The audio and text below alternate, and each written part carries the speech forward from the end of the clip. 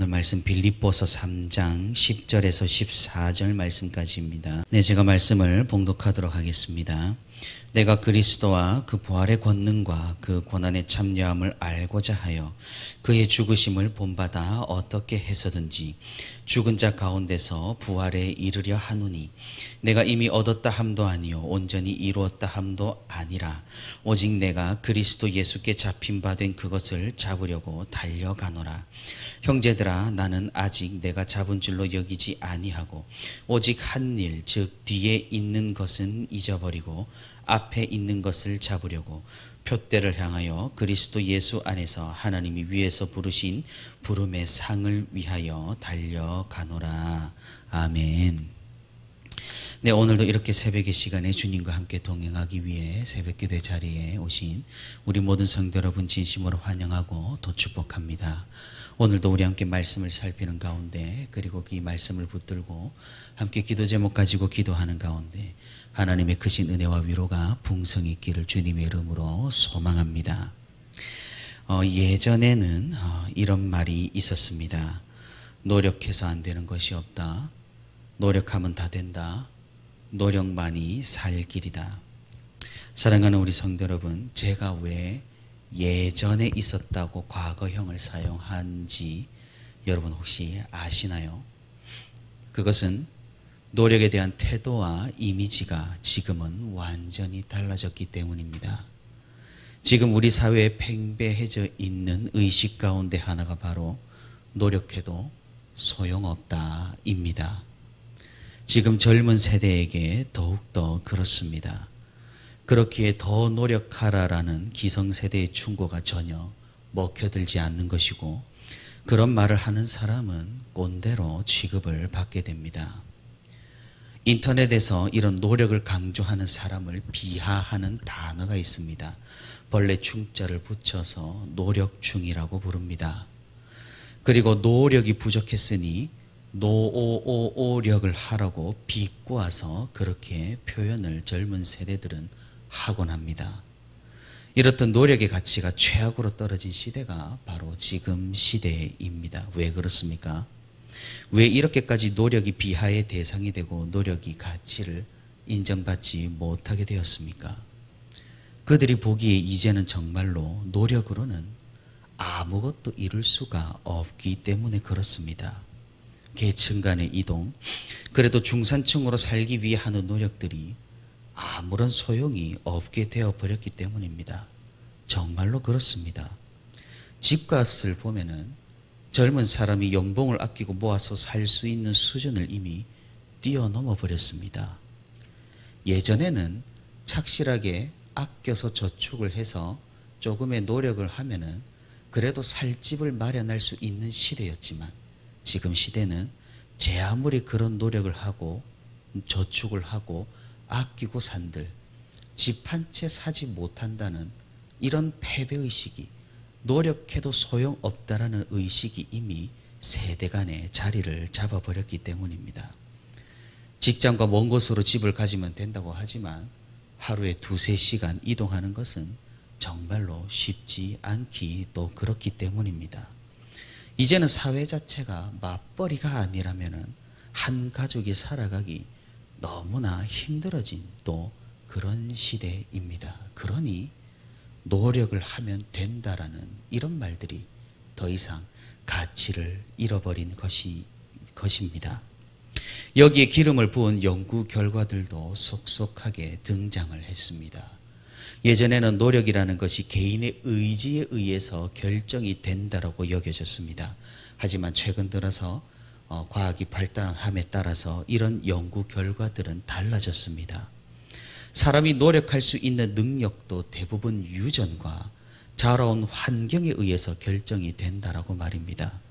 다시 말해 개인의 의지로는 분명한 한계가 있고, 사람이 집중할 수 있는 시간, 또 한 사람이 이해할 수 있는 범위, 지식을 쌓을 수 있는 토대는 이미 자신의 의지와는 상관없이 결정이 되어버린다는 게 중론입니다.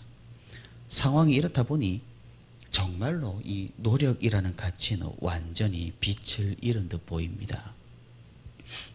지금 세상에서 노력이라는 가치가 이런 취급을 받고 있는데, 그럼 우리 교회에서는 어떠할까요? 교회도 그리 다르지가 않습니다. 노력이 강조되는 이전 시대에서는 강단에서 노력에 대한 설교가 굉장히 많이 선포되었습니다.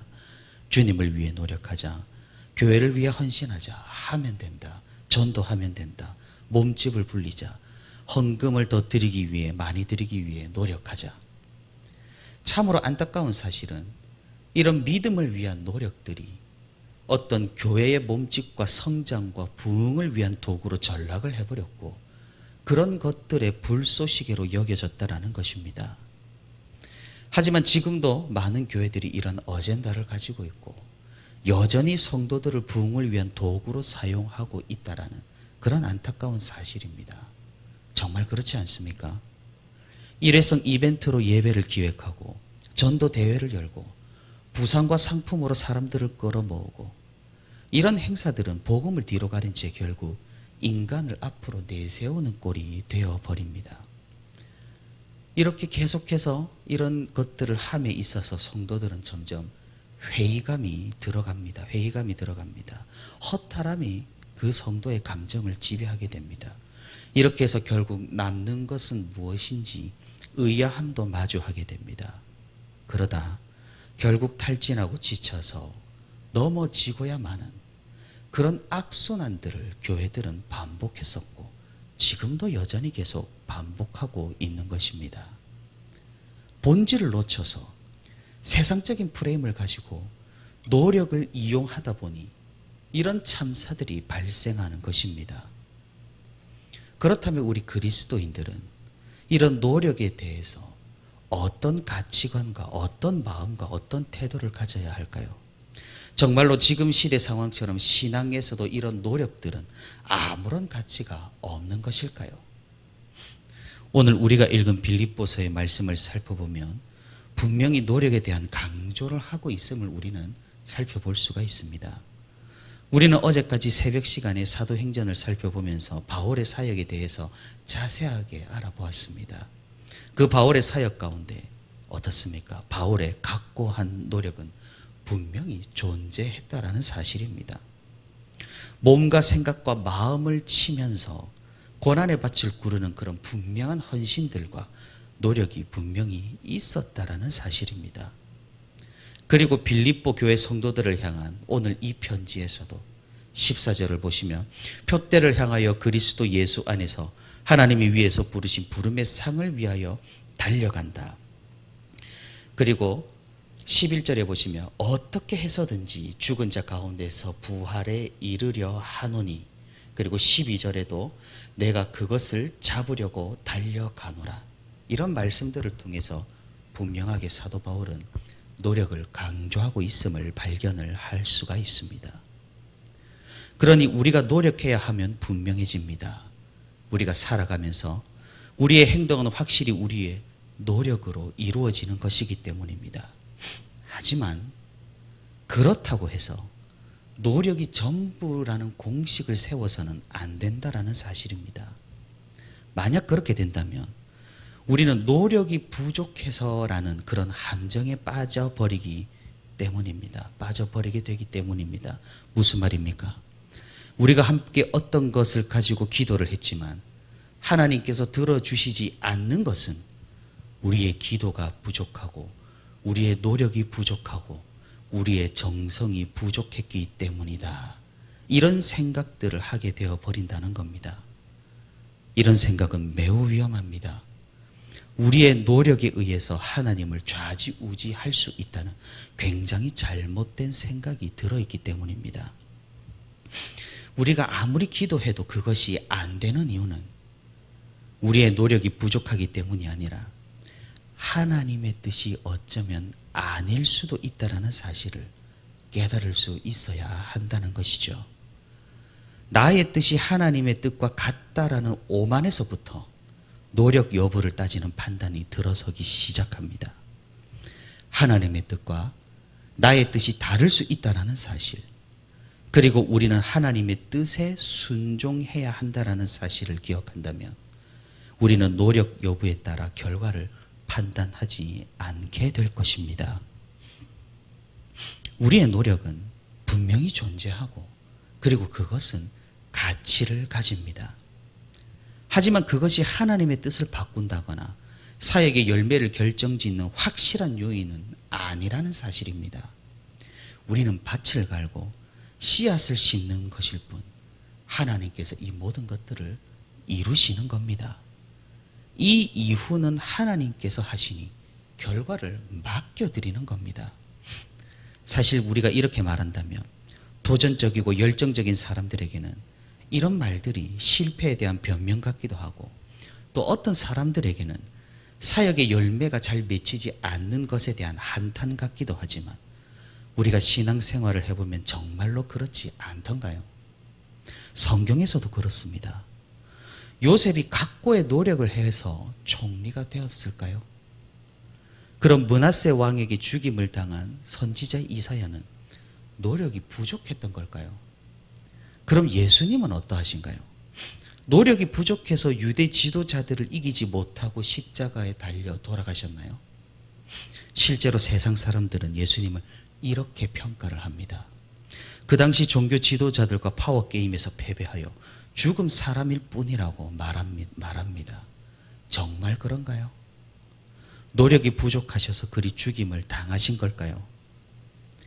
우리는 이런 프레임과 이런 판단들이 지극히 세상적인 것임을 깨달아야 합니다. 우리는 사실 어떻게 보면 노력하는 것이 아니라 의지하는 것입니다. 우리의 노력으로 구원의 일부라도 이룰 수 있다는 것 자체가 신성모독적입니다. 심지어는 우리의 노력으로 상급을 받는다고 말하는 것조차 우리는 조심스럽다라는 것이죠. 상급조차 은혜라는 사실을 우리는 분명히 알아야 합니다. 그런데 구원을 얻는 믿음 생활하는 것도 우리가 교회를 위해 하나님을 위해 헌신하는 것도 우리의 노력이 분명히 들어갑니다. 우리 스스로가 행동해야 모든 것이 이루어지는 겁니다. 그러니 무언가 상충되는 것 같습니다. 우리는 이를 어떻게 보고 어떻게 생각을 해봐야 할까요? 아무리 생각을 해도 결국 내가 하는 것이니까 말입니다. 성경을 보면은 무언가 모순 같지만 우리의 논리로는 이해가 되지 않지만 하나님께서 그리하시고 이루시는 원리들이 종종 등장합니다. 대표적인 것이 바로 삼위일체가 그런 것입니다. 여기에서도 우리는 이런 논리를 찾아볼 수가 있습니다. 구원이 은혜면 우리의 삶 자체가 은혜입니다. 그렇다면 우리를 거룩하게 하신 것도 은혜고 우리를 거룩하게 빚어 가시는 것도 은혜입니다. 이렇게 본다면 구원을 위해, 성화를 위해 우리가 헌신하고 노력하고 일하는 것도 무엇이 됩니까? 은혜라는 것입니다. 우리가 헌신하고 일함으로써 우리는 상급을 선불로 받습니다. 그러니 어떻습니까? 상급도 우리가 노력해서 얻는 것이 아니라 은혜로 주어진다라는 결론이 나옵니다. 다시 말해 구원이 시작이고 그 시작이 은혜로 받은 것이라고 한다면 그에 따른 모든 결과들도 은혜이어야 한다라는 말입니다. 그러니 이런 정의가 성립될 수가 있겠습니다. 칭의도 은혜요, 성화도 은혜다. 성화도 은혜니 우리의 상급도 은혜다.